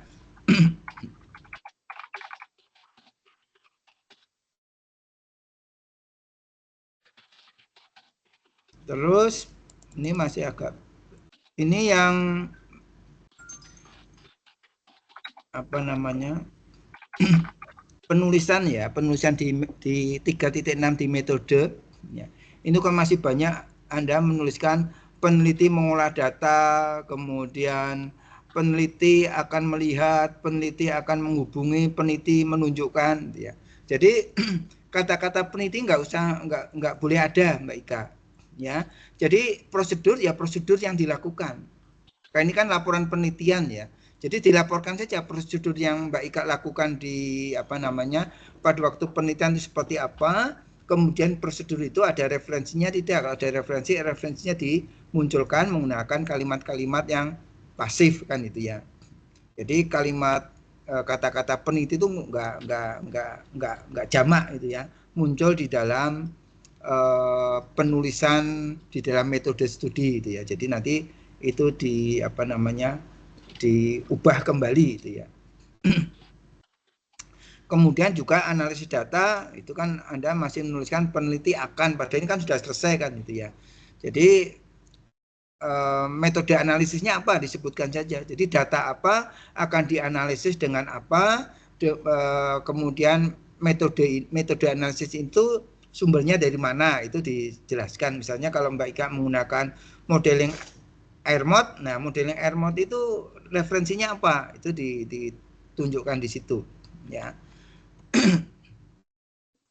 Itu banyak ini terkait dengan kata-kata peneliti itu banyak banget, ya. Kalau itu kan bahasa lesan, ya. Kemudian yang interpretasi hasil itu tolong dinarasikan dulu. Jangan dibuatkan kayak tabel tetapi pembaca suruh menginterpretasikan sendiri. Jadi dinarasikan dulu baru kemudian ditunjukkan pada tabel atau pada gambar dan sebagainya. Ya. Gitu. Kemudian strategi nanti ditambahkan. Metode untuk menyusun strategi tidak ada atau belum ada. Ya. Kemudian untuk hasil ini saya tulis ya. Nilai rata-ratakah gitu ya, karena saya tidak tahu ini sekali pengukuran atau beberapa kali ya. Itu ada di tabel 41 ya, itu komentar saya itu ya nanti tolong dihilangkan ya. Nah, kemudian untuk 413 untuk kondisi meteorologi wilayah penelitian ya, itu tolong jangan langsung tabel Mbak, dinarasikan dulu ya. Curah hujan yang kayak gitu itu kayak apa itu ya, membacanya kayak apa ya. Curah hujan 0,37, 0,53, 0,25 itu termasuk curah hujan tinggi, sedang atau kayak apa itu ya. Nanti dibaca dulu ya, artinya pada tahun 23 itu curah hujannya kayak apa, 24 kayak apa, dan pada waktu Anda penelitian itu curah hujannya kayak apa gitu ya. Nah, ini nanti dinarasikan saja termasuk suhu dan sebagainya. Jadi jangan langsung ujuk-ujuk tabel. Ya. Nah, kemudian untuk hasil karakteristik responden, ya, ini saya bukan orang sosial ya, nah, mohon maaf, saya hanya tampilan saja, ya, tampilan hasilnya saja. Ini kan ada dua nih tampilannya, satu tabel, yang satu grafik, ya, grafik pie, ya, tapi isinya sama, ya. Jadi kalau isinya sama dan tidak ada perbedaan tujuan, ya pilih salah satu saja, ya. Mana yang lebih efektif untuk menggambarkan data jumlah responden, apakah lebih bisa diterima tabel atau lebih bisa diterima dalam bentuk pie. Jangan dua, ya.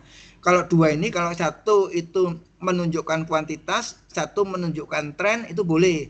Satu kuantitasnya tabel, trennya dalam bentuk grafik. Kalau ini kan sebetulnya yang ingin disampaikan sama, menyampaikan mengenai data, ya, data mengenai usianya berapa, jumlahnya berapa, persentasenya berapa, itu mau bentuk tabel atau bentuk pie itu sama saja, ya, bentuknya kan sama ini, ya. Nah, tolong ini nanti dipilih salah satu, mana yang menurut Mbak Ika itu paling representatif, yang mana, tabel atau gambar. Kalau gambar ya sudah gambar, kalau nggak ada yang salah, tapi pilih salah satu ya supaya urgensinya jelas. Itu sampai ke bawah ya, data jenis pekerjaan dan sebagainya. Kemudian data tingkat pendidikan juga sama ya. Jadi masih seperti itu. Tolong itu nanti dibenahi ya. Nah, kemudian terakhir itu saya belum, mohon maaf, jadi belum sempat baca semua ya. Jadi langsung aja ke ini aja, ke apa? Ke kesimpulan ya. Jadi kesimpulan ini mestinya menyimpulkan dari masalah yang dihadapi, Mbak. Ya. Jadi masalahnya itu kan kalau kita lihat di judul, itu kan masalahnya kan dampak persebaran debu terhadap masyarakat. Ya. Maka yang muncul di sini kesimpulannya ada dampaknya enggak? Ya. Kemudian dampaknya apa? Ya. Baru kemudian dampak-dampak tadi yang Anda simpulkan bahwa ada dampak itu dibuktikan dengan nilai-nilai terukur apa saja, ya. Jangan kesimpulan itu isinya ringkasan hasil. Nah, ini kan masih ringkasan hasil itu ya. Jadi belum menjawab pertanyaan, ya. Jadi belum menjawab pertanyaan yang ada di permasalahan, ya. Belum menjawab tujuan. Ya. Jadi meskipun tujuannya 5, bukan berarti kesimpulannya harus 5. Ya kan tujuan itu sebetulnya aslinya cuma 1 ya. Cuma 1, kemudian dari 1 tadi itu di breakdown menjadi tujuan-tujuan khusus. Maka yang pertama kali di-state di dalam kesimpulan itu ada tujuan utamanya. Ya. Jadi tujuan utamanya tadi kan mengetahui adanya dampak, ya. Ada dampaknya enggak? Ada dampak. Misalnya dampaknya apa? Kemudian hal ini ditunjukkan, dibuktikan dengan tadi data debu, kemudian data persepsi, data apa itu untuk sebagai penjelas bahwa kesimpulan itu benar gitu, ya. Baru setelah itu rekomendasi, ya. Kesimpulan mengenai rekomendasinya muncul di alinea yang kedua, ya. Kemudian saran itu menyarankan dari strategi yang sudah Anda susun tadi, ya. Mohon maaf, kesimpulan tadi yang kedua itu strategi tadi, ya. Nah, kemudian strategi tadi itu digunakan untuk membuat rekomendasi gitu, ya. Supaya benang merahnya ini mulai dari judul, latar belakang, permasalahan, tujuan, ya, kemudian landasan teori, tinjauan pustaka, kemudian metode yang digunakan untuk memecahkan masalah tadi sampai kemudian hasil kesimpulan itu mengalir gitu ya. Sehingga nanti sampai di muara itu sudah nggak berpikir lagi, tinggal plung gitu selesai gitu. Gitu Mbak Ika. Ya. Oke, Pak Bagio, terima kasih. Ya, Nanti semoga yang banyak ini tidak menjadikan beban ya.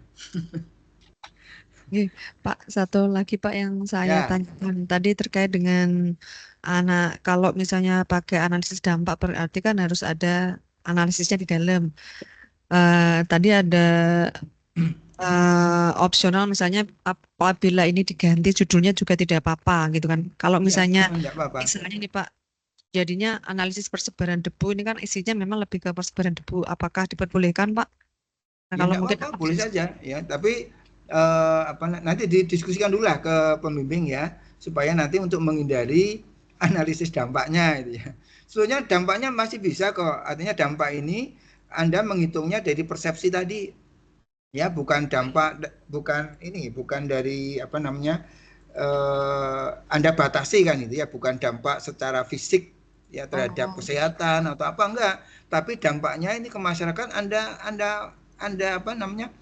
Anda kunci dulu di mana itu boleh ya, dikunci di persepsi, udah persepsi saja gitu ya, tetapi di dalam melakukan analisisnya gitu, analisis dampaknya tadi terhadap persepsi karena ada data persepsi kan gitu. Berarti ini sebenarnya masih relevan ya Pak, cuman lebih kurang dalam ya saja. Itu dia, jadi makanya tadi supaya benang merahnya itu di ini dulu. Jadi biasanya untuk memudahkan itu kalau saya menyarankan ke mahasiswa itu buat ini diagram alirnya dulu. Diagram alir mulai dari latar belakang, rumusan, tujuan, ya, kemudian tinjauan pustakanya apa saja yang dibutuhkan, kemudian metodenya apa saja, parameternya apa saja itu muncul, kemudian selesai sudah, baru kemudian judulnya Anda buat kan itu.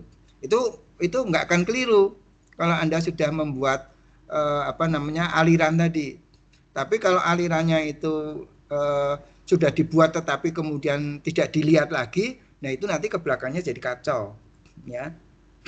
Baik, kan udah buat aliran tuh. Nah, aliran tadi ini diikuti saja, tinggal ngisi saja gitu ya.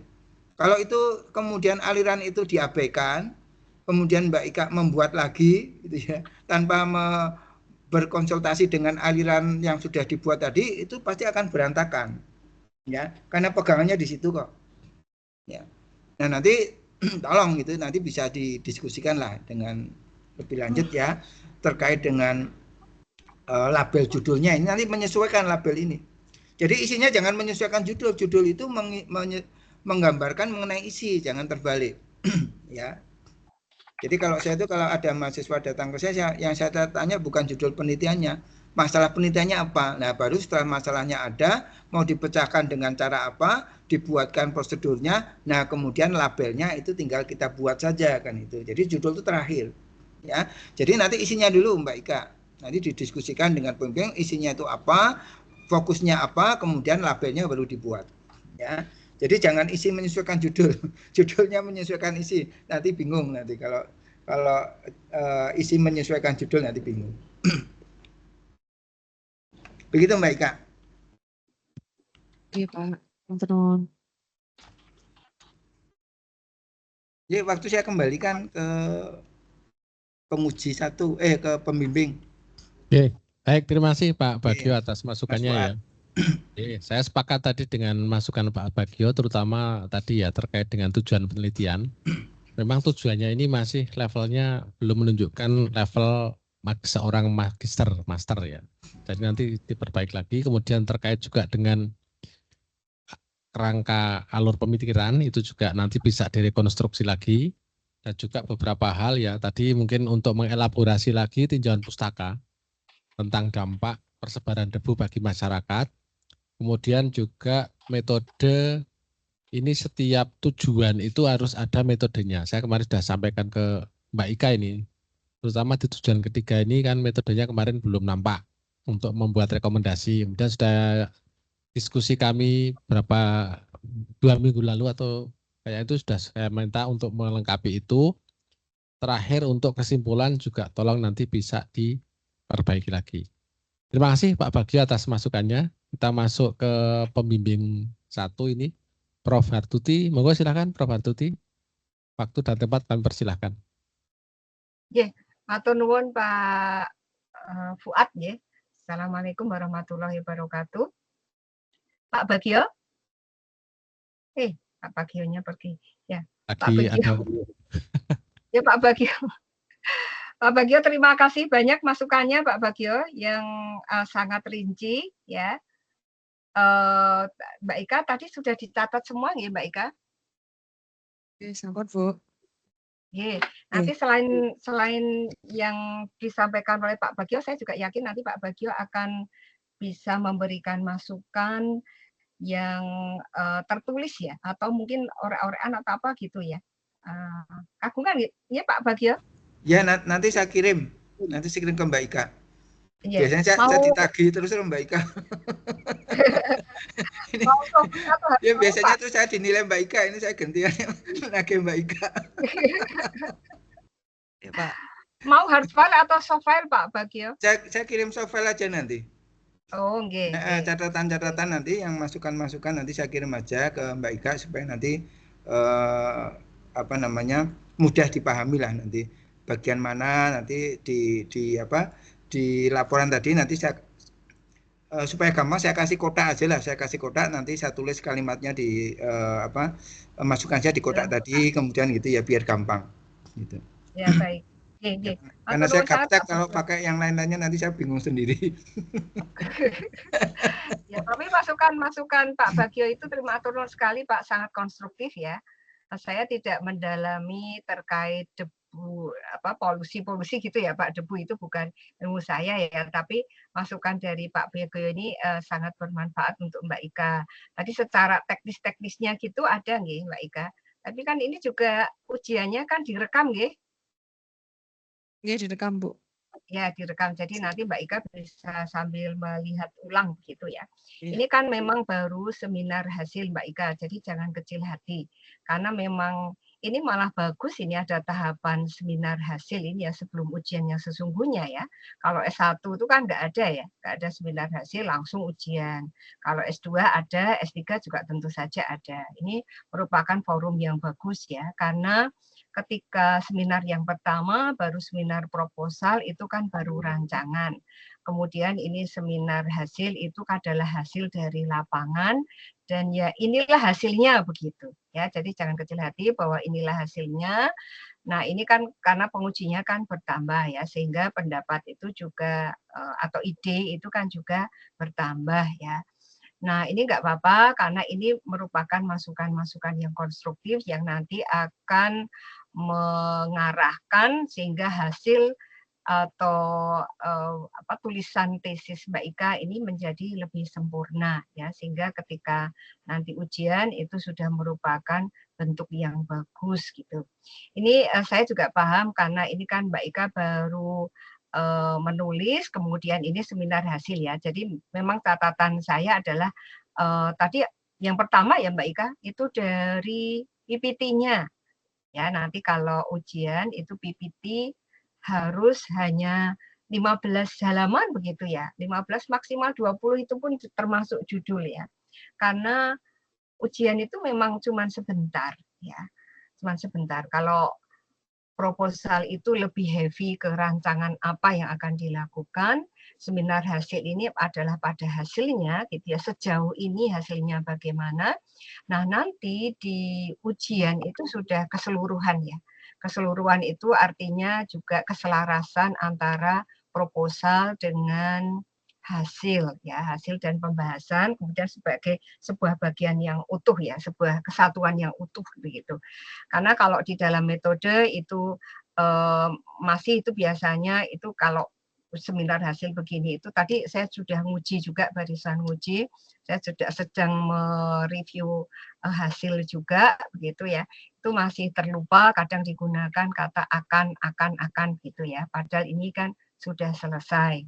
Penelitiannya sudah selesai sehingga kata akan yang ada di dalam proposal itu supaya dihilangkan dan supaya lebih diisi begitu ya. Jadi kalau di dalam bahasa proposal itu lebih banyak misalnya jenis-jenis penelitian adalah ini yang akan dipakai ini. Data primer adalah ini, data sekunder adalah ini. Itu lebih ke teoritis ya.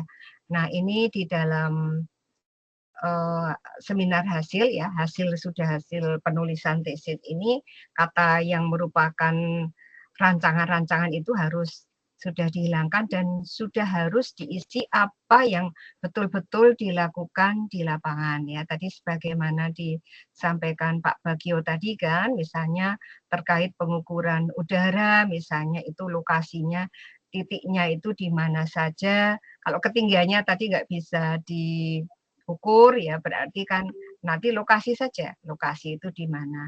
Kemudian jadi persisnya itu seperti apa. Jadi kalau misalnya sosial itu juga masyarakat yang diteliti itu adalah ada yang ada di sepanjang jalan. Nah, itu perlu dikemukakan alasannya, Mbak.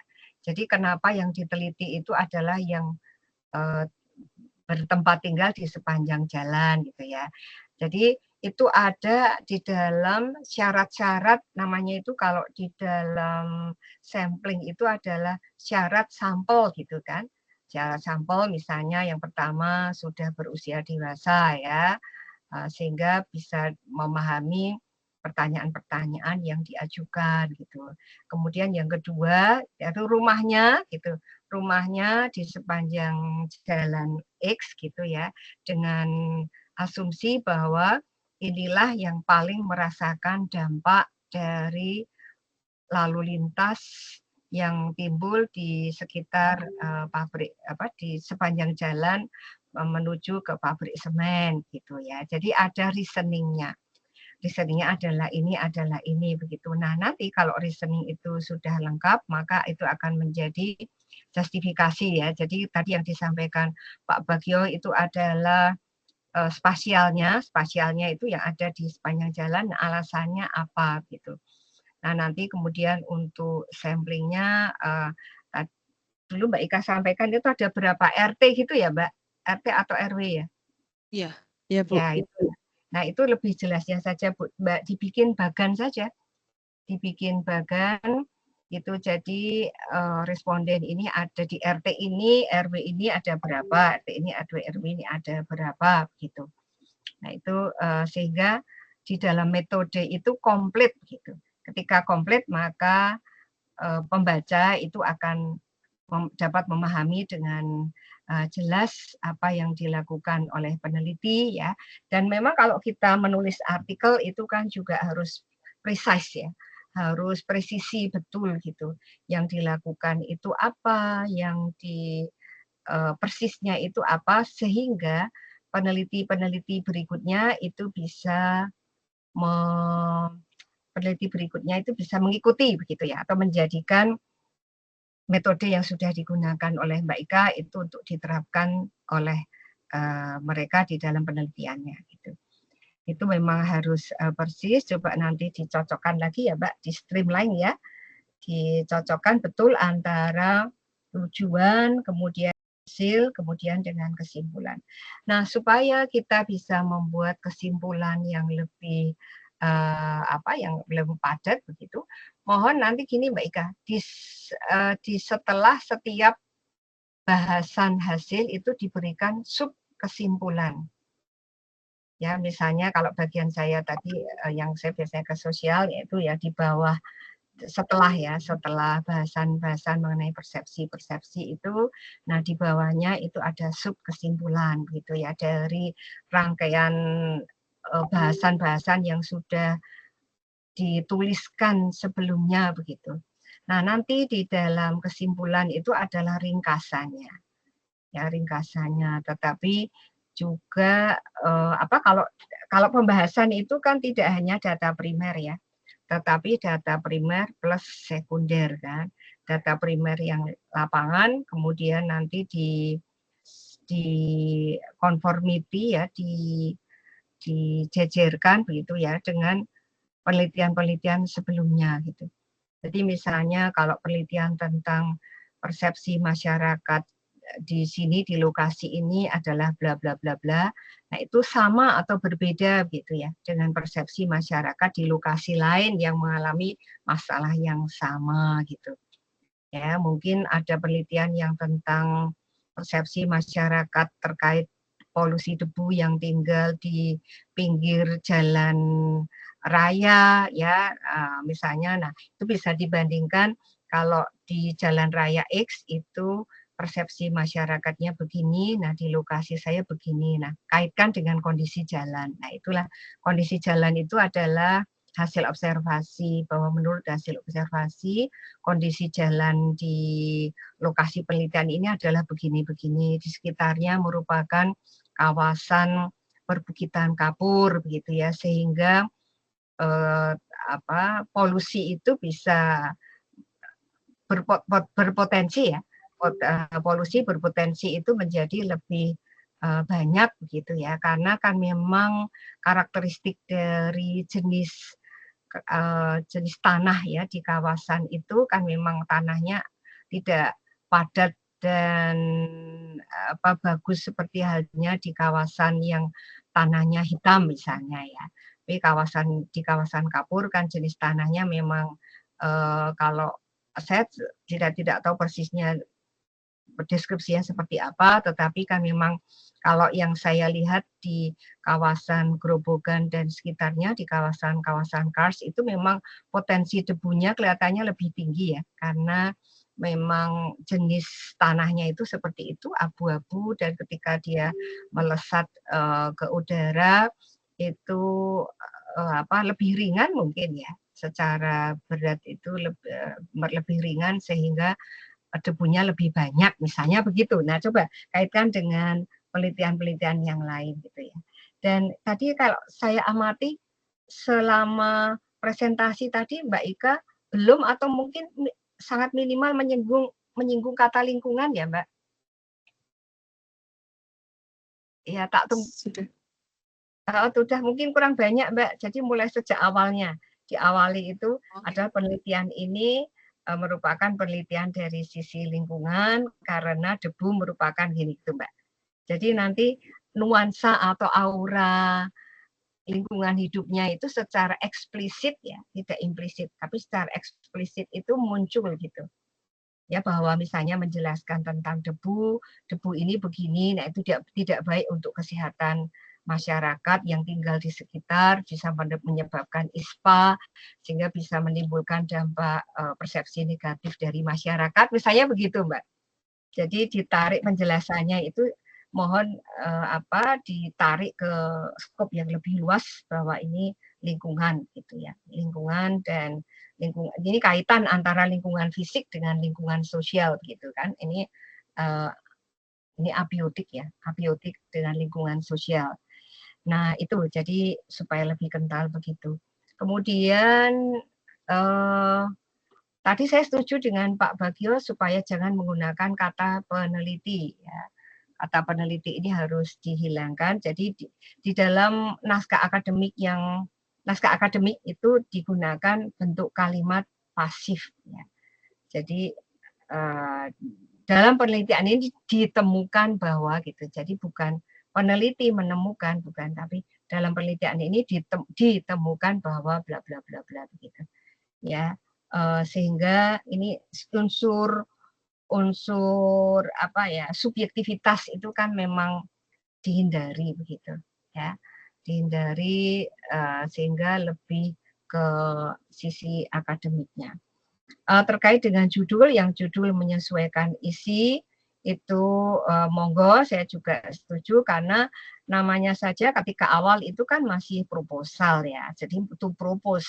Nah, ketika di dalam proses penelitian itu masih ditemukan hal-hal lain, temuan-temuan yang lain ya, misalnya mungkin di rancangannya begini, temuannya begini, akan itu bertambah atau berkurang begitu ya dari skop yang diinginkan ketika di dalam rancangan penelitian. Itu nggak apa-apa, wajar ya, karena namanya penelitian kan masih mencari data lapangan memang ya, belum sempurna data lapangan yang diperoleh, jadi nggak apa-apa. Nah nanti ketika sudah di lapangan ditemukan heavy-nya itu lebih beratnya itu ternyata pada aspek-aspek ini atau konsep-konsep ini, nggak apa-apa. Atau kalau misalnya ternyata keinginannya begini di lapangan tidak ditemukan ya nggak apa-apa, judul itu masih bisa berubah Mbak, nggak apa-apa, judul masih bisa berubah ya, tergantung dari data yang diperoleh di lapangan dan pembahasan yang dilakukan, nanti dicari sudut yang menarik gitu ya, yang bisa mencerminkan hasil temuan yang berharga dari Mbak Ika. Demikian Pak Fuad, waktu saya kembalikan kepada Bapak. Oke, baik, terima kasih Prof. Hartuti atas arahan dan juga masukannya kepada Mbak Ika.